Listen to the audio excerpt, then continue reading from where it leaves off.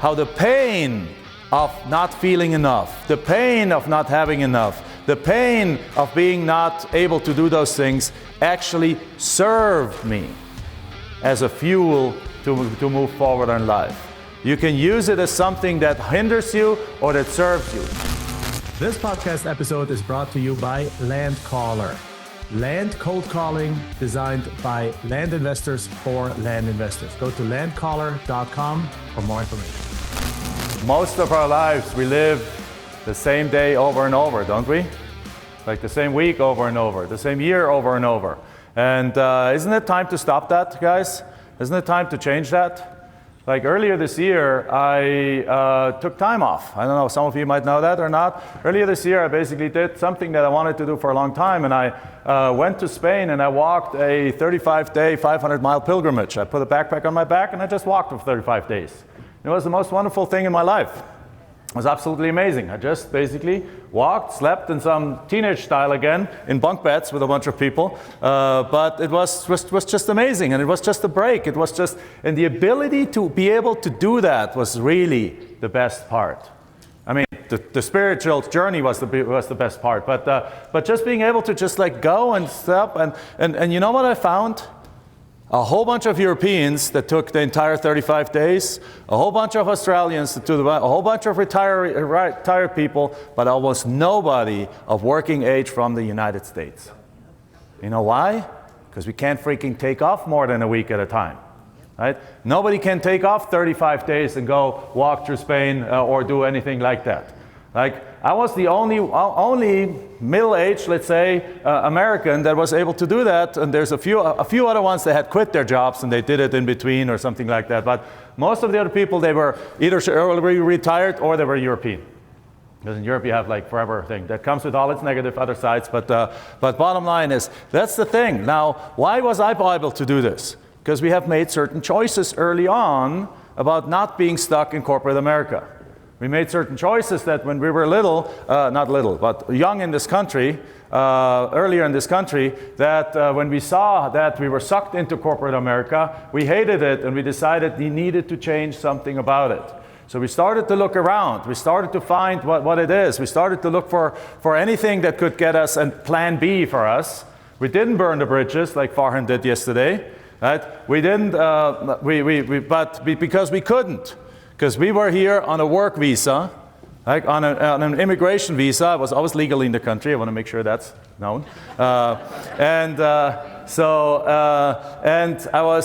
the point is, I was on a work visa, and if I would have lost that visa, if I would have quit, or if I would have lost my job, I would have had 60 days to find another job or leave the country. So I couldn't quit my job. I had to do whatever it takes to keep the job, but during that job but it made it even in a way more miserable to be in the job, because now you're kind of like tied to the job. They paid you less than other people because they knew they could pay you less because you couldn't go anywhere. And at the same time, it wasn't even an industry I didn't enjoy, but we made that all a reason why. Like, when you have anything in life you don't like, you can make that a reason why you don't do anything because, oh, poor me, I have so much hardship. Or you can make it a reason why you need to do something about it. So with that said, what we want to do is just a second exercise about the goal setting and those kind of things. And today we're going to go and pull up page number 16 and look a little bit more into the future. So what you want to do is on page 16 of your workbook, you want to take your 3 to 5 year goals. It says 5 years in the workbook, but you can also go 3 years, because 3 years is plenty of time to absolutely 100% massively change the way where you are in life at that point of time. So write down and here's the thing, what you want to write down is not just your goals, because goals is just nice to haves in a way. What you want to do is you want to create a vision for your life. You want to create a vivid vision. Also, a friend of mine has written a book, Vivid Vision, where you literally lay out a 3-year vision of how your life is going to look like, what's going to be in your life, what's no longer going to be in your life. That's just important, how it's going to look like. And you want to do that for your business and for your deals and for your life. This is one of the most crucial exercises you can do this weekend. Because again, as I said yesterday, remember like New Year's Eve, like losing weight, it's just a nice to have, and then nobody does anything about it. If you don't attach a truly big reason why this must happen, it most likely won't happen, because life comes in the way, things happen, like life throws you curveballs, and soon enough you get distracted from what you want to do. So write down some of your things. For example, how many hours a day would you work? Like, look at Aaron. Aaron didn't have the easiest upbringing. He can talk about that himself if he wants to, or you can ask him about it. Aaron now worked as a car salesman and worked like 80 hours a week, because you got to be there till like the last customer is done, and you know how long it takes to buy a car. So until like midnight many days of the week. Now he runs a business where he does 50 deals a year. And he does that with $20,000, $30,000, $40,000 average profits, and he does that in 5 hours a week. Would you like to know how to do that? Would you like to know how to design your business, how to focus your land business such on the kind of properties that he uses a lot of realtors to sell them, but how to design it such that you can make $1 million and work 5 hours a week? Like, even Farham, you didn't mention, I didn't ask you that yesterday, but do you work, you quit your job, but do you work 80 hours a week in your land business? Absolutely no. No. How many hours a day do you work usually? 2 hours a day. Farham is at $411,000 since January of this year, and has a large deal that will be in multiple six figures, so he'll be well over $500,000 for the year, probably much higher than that, and he works 2 hours a day. Right?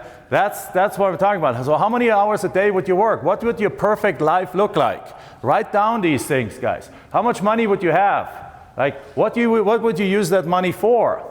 Like, what would you do? Who would you help with that money? Because it's not just all about us. It's not just about the Lambos and the Porsche 911s and things like that. It's what do you do with it, right? How would you feel? How would you wake up every morning? How would your health be? Because if you have the money, how would your nutrition be? How would your health care be? Do you guys know that there's health care out there that most people don't have a clue even exists? There's stuff out there that can be healed that your normal doctor doesn't even know exists. But insurance doesn't pay for it. It might cost you $50,000 to get a treatment done that will literally change your health, change your life, and change the health completely. But the world does, your doctor will never tell you about it because the insurance doesn't pay for it, and he gets in trouble if he prescribes it because it's outside of what the norm kind of does. But if you have the money, you can do those kind of things, right? How would you feel? What would your perfect life look like?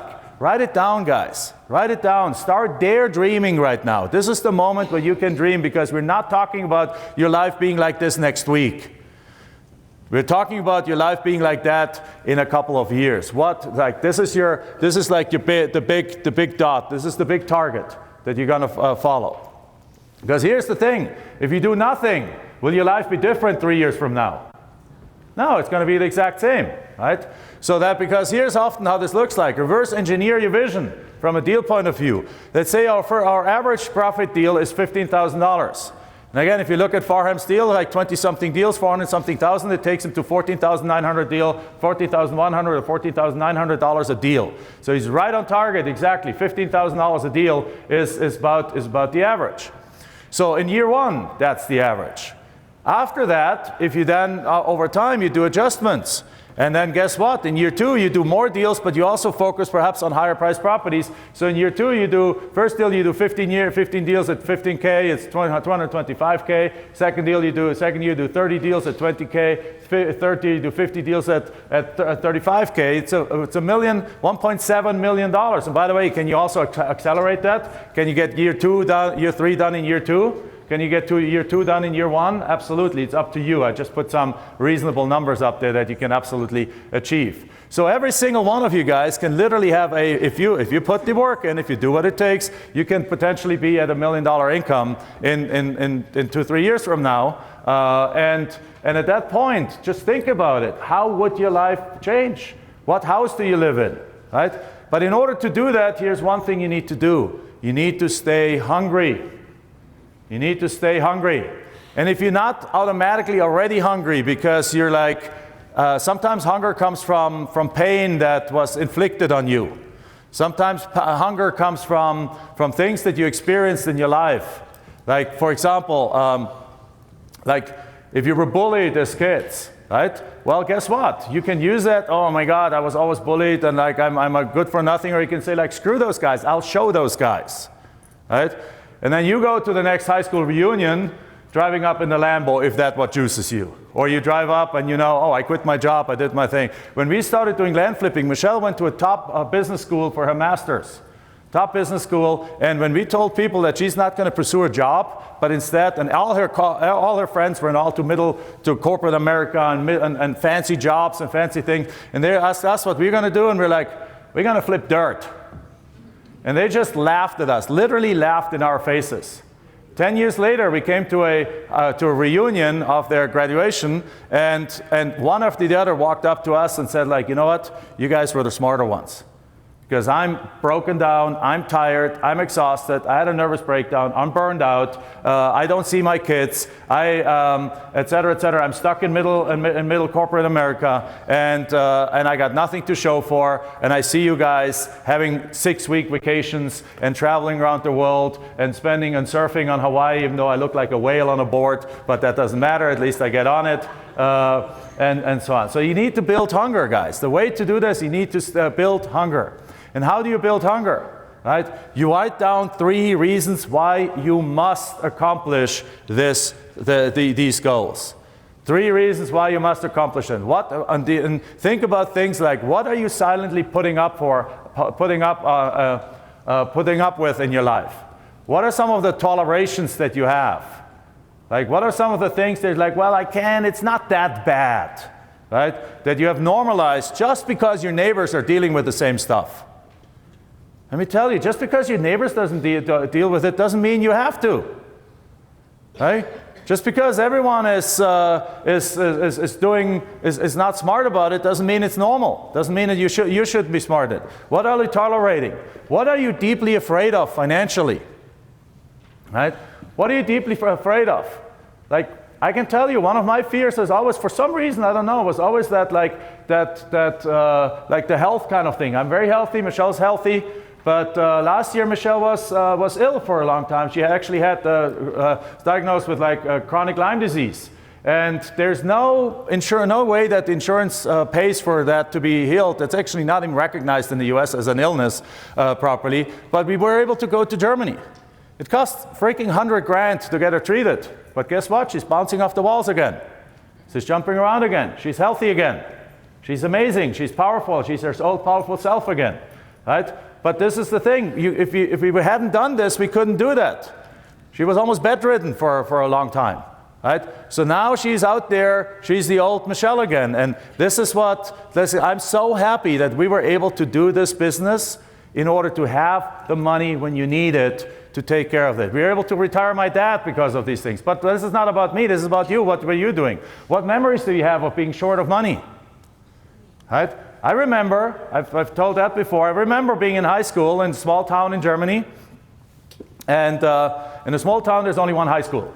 So everyone goes there, the rich kids, the poor kids, the kids in the middle, and so I made friends with all of them. I was like well-liked. I wasn't in a popular group, a non-popular group, doesn't think. It was a very small school, there was no such thing in a way, but I just got along with everyone. And I remember that one time, the rich kids were like, before our final exams for the German high school degree, which were like, you take literally 2 years worth of stuff when you have one exam where you get tested on it, they gave us 2 weeks off to study. So we were at home cramming, but you can't be sitting as a teenager, you can't be sitting at home for 2 weeks and just cramming, you go nutty. So once a week we said, let's meet in this bar. Drinking age is 16, remember, in Germany? So we were like 17, 18. So like drinking age is 16. We were like around, yeah, pretty much most of us were 18 at the time. And we're going to the bar, but I didn't even have enough. I had enough money for 1 beer. And beer is cheaper than water, so I drank beer. Right? So and around midnight, all the rich kids say like, you know what? I've studied enough. Why don't we just grab the car and go down to Milan, Italy, which is a 4.5-hour drive, right, from my hometown. It's all very close. And they're like, Jack, you want to come along? And I was like, in my mind, I was like, I wish I could come along, But I said, like, you know what, guys, no, I got to study. But is that the truth? Well, kind of, yeah, I had to study. But still, but the main reality was like, I don't even have enough money to buy myself a sandwich down there. I don't have enough money to even pitch in on gas. I don't even have enough money to sleep anywhere over there. I'm basically going to embarrass myself if I go there. They're all going to go, and they came back with like $300 jackets and things and stuff like that because they're the rich kids, right? And had a blast. And I basically went with my tail between my legs back home and just continued studying. And for some reason, never forgot that. I never forgot that I was like, and I swore to myself that one day I'll be back in Milan and I'll buy whatever I want and I do all these trips and things like that. And the same thing a few years later, I did an internship and I lived in Spain for half a year. And it was fantastic, but I was paid $800 and paid $400 for rent, and the rest of it, that $400 had to be enough for me to live on. So and this was this jet set vacation place called Marbella, which is like the 200-foot yachts out there and the clubs. And I was basically eating from the grocery store and just looking through the window into the restaurants. And again, the same thing. And I was like, man, I gotta change. So I was like, so there's two ways. One of them is just like, oh, look at those rich people. They're just like showing off and things like that. But for me, what it does is like, no. If they can do it, I can do it. Someday I'll be able to afford all those things myself. And that became a reason why to put the pedal to the metal. So if you had anything in your life where you were short on money, you can use it as an excuse or you can use it as fuel. Right? You can use it as fuel. And I used it as fuel. I used it as to stay hungry. I used it as a reason to go. And then a few years ago, Michelle and I went to Marbella. We stayed in the best hotel. We went to all the restaurants that I only was seeing from the outside, ate the food there, had a blast. This summer we spent a week in Milan, and we've been to Milan like 5-6 times already. It's nothing special anymore, but it's a beautiful place. Now we do these things normally, but now as I go there, I always have to remember that from back in the days, how the pain of not feeling enough, the pain of not having enough, the pain of being not able to do those things actually served me as a fuel to move forward in life. You can use it as something that hinders you or that serves you. So guys, write those things down. Use those things that apply to you in your life. Use that as fuel, guys. Because that's when the days when you wake up and you're not feeling like you should be sitting down and make some offers. The days when you're not feeling like it, or your buddy's calling you, it's like, hey, we have this great party coming up, why don't you go? And you had scheduled that day to work 4 hours on your business and really move it forward. That's the day when you'll be able to say, you know what? Let me set my priorities, because I can choose the party and get drunk and be hangover tomorrow and have 2-3 days gone out the window, or I can say no to this right now and I can go and say yes to myself and move my business forward. And then in a year from now, I can do all the things or half a year from now, I can do all the things that the other people can't do, because that's at the end of it that it does. So let's do a quick exercise. Actually, let's do a quick exercise. Everyone, close your eyes for a moment. Hey, close your eyes for a moment, and let's just fast forward into the future. Let's fast forward about 3 years into the future, depending on how far you have set it, 3, 4, 5 years, but 3 years is probably enough. 3 years into the future, and start seeing yourself there. You're making hundreds of thousands of dollars a year, perhaps even 7 figures, if you can see that. You are having, where do you live? How does your bedroom look like when you wake up in the morning? Right? How do the people around you feel when they wake up? Like, what are you doing today when you wake up? You wake up and you go on. Do you have to stress out and run to the office, or you wake up when you have time for a nice cup of coffee, for a nice cup of tea, for reading a book or something, or having a nice family breakfast? What does your day look like? You walk into the garage. What car is there? Right? Who is around you? How do their voices sound? Do they sound stressed, or do they sound excited and laughing? Like, think about these things, how life look like. Like, think about these things. How is life going to be? How do you feel? How is your health?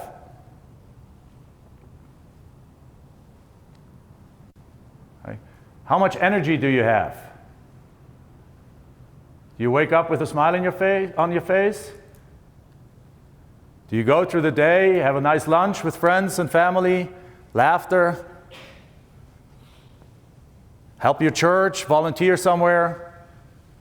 How does that feel? Now open your eyes again. Right? How did that feel? Great? Like, give me a heck yes if that sounded good. Yeah. Yes, so this is the thing. This is what your life can look like. Like, this is how I feel when I'm the school dad and bouncing around as Olaf. Not anymore. 17 years don't want me to be Olaf anymore. But that's now really creepy if I would do that. But that's how I felt back then, because I had the time to do this, right? That's how you can feel. So this is the thing. So envision your life already. Envision yourself already living this life. Hold on to that feeling. For whom did it feel good, guys? Like, hold on to that feeling, because that is true reality. When we were in Europe, not only did I do 35 days walking to Spain on the Camino de Santiago, I also, afterwards, Michelle and Sophia met me in Santiago de Compostela, and then we did 2 months of traveling to Europe. We were in something like 11 countries. We went to Portugal, we went to Athens, Greece, we went to Santorini, we went to Istanbul, we went to Switzerland, we went to England, we went to Ireland, we went to France. We went obviously to Germany, spent extensive time with my family there. We just had the blast over there for 2 months. So much laughter, so much happiness, so much giggling, so much cuddling of the 3 of us. We just like hung out together and just had the time of our lives. And you can do the exact same thing, right? If that's what chooses you, or like Lori, this business bought her dream home on the lake, right? And a boat now. So she's spending her time there, and she's absolutely loving it. So again, how will you feel? Advance to that time, as we have done already. How will you feel? Also, what will you do with the money? And now here's the difficult question. What happens to you if your life if you don't meet those goals? Let's turn that question around. What happens if you don't meet those goals, guys? What happens to your health? What happens to your life? What happens to your living standard? What happens to your house? What happens to your family? What happens to the things around it? How will your retirement, your finances look like? This is a really hard one. Who would no longer be around potentially? Right? I truly believe that without this business, my dad wouldn't be around anymore. Because we were able to retire him in early. We were able to give him the best medical care. We were able to pay him for personal trainer in the gym and things like that. Because he was really going downhill physically, because he doesn't do anything. He's a teacher. He doesn't run or walk. So he's like, you go to the gym, and he loves it actually. And because of that, he built something like 12 pounds of muscle and lost 10 pounds of fat, and he actually walks again really well. You know that the difference in old age, the difference between somebody that is in a wheelchair and somebody that walks is 2 pounds of muscle. It's 4 pounds of muscle. That's the difference. If people are in a wheelchair, not because they're old, it's because they no longer move and they don't have the muscles to walk anymore. So guess what? We pay him a personal trainer. He shows up 3 times a week and he trains with the guy, and because of that, he's fit into his older age. Those are all things that this business has done. Like little things, but important things. Right? How would that feel if you have it in your control to help other people through surgeries, with medical care, with things like that, with retirement, with health stuff and things like that? How would that feel? You know, every single part. I hope you all know that you have that in your control. Every single one of them has that. How would that feel? And then create an action plan. What are you going to eliminate from your life in order to have the time, space, budget to get to your goals? We're all busy. We're all busy, right? But what are we busy with? Let me simply say, if you watch Netflix, you have time to do this business, right? If you watch football, you have time to do this business. If you watch any sports, you have time to do this business. So what do you do? What time, space, budget, what do you need to go? What are you going to add into your business? Right? Now what you want you to do, make sure you write those things down. Right? Don't forget, write them down. This is one of the most crucial exercises we're doing all weekend long. I can lay out the exact, as Farham said yesterday, I can give you the exact recipe, which we have done already. Most of you have it at home already. If not, you give you the exact recipe of exactly how you do everything.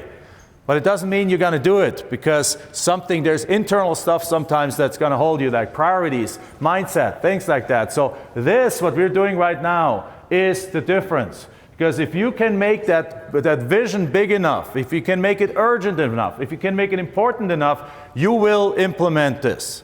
That's the difference between our pain was so much, like Michelle and I, for example, we love being together 24/7. I know that's weird, 20 years, 23 years married, and we still love to be 27 or 24/7 together. But the thing is, when I had this job early on, the job gave us the green card, but this job had me traveling 100%. So basically, Sunday night or Monday morning, I would leave the house at 5 in the morning, go to the airport, take a 7 o'clock flight, and be gone somewhere else. Would like leave from Phoenix to LA, from Phoenix to Denver. I was for 9 months in Colorado Springs at a job site. And on Friday I would come back dead tired because I had worked literally 70 hours in those 5 days. And then I would basically sleep through the weekend and do it again. We hated that lifestyle. But you know what? It needed to be done because it brought us the green card. And with the green card, it brought us the ability to stay here in the country. So I did what needed to be done, but at the same time, we swore to ourselves that we will not stay in that situation forever. So again, we used it. You can say, oh, I'm sorry, I work 70 hours a week, I don't have time. Or you can say, because I work 70 hours a week, and I don't want to do this anymore, I got to carve out the extra half an hour, hour a day, here and there, in order to get free from that situation. We chose the latter. We chose the latter. But we only chose it because the dissatisfaction with being separate was so much, and we were reminded of it every freaking week when I came home that tired, and every Monday morning when I had to basically leave again, and we're like, I hate leaving here, that kept us going and kept us going, and soon enough, we were, within a short time, we were successful, and boom. Then the green card arrived, and on October 17th, 2003, I quit my job and never looked back. And then 8 months later, we were millionaires. That's how fast it went. Because guess what we did once we quit our jobs? We didn't lay back and sit back. We said, like, now we have all day to put to this business. Let's go full into this business. Let's really ramp it up. And within a total of 18 months, we were millionaires. And then 2 years later, we had cracked the $10 million barrier. So again, you guys can do the exact same thing here.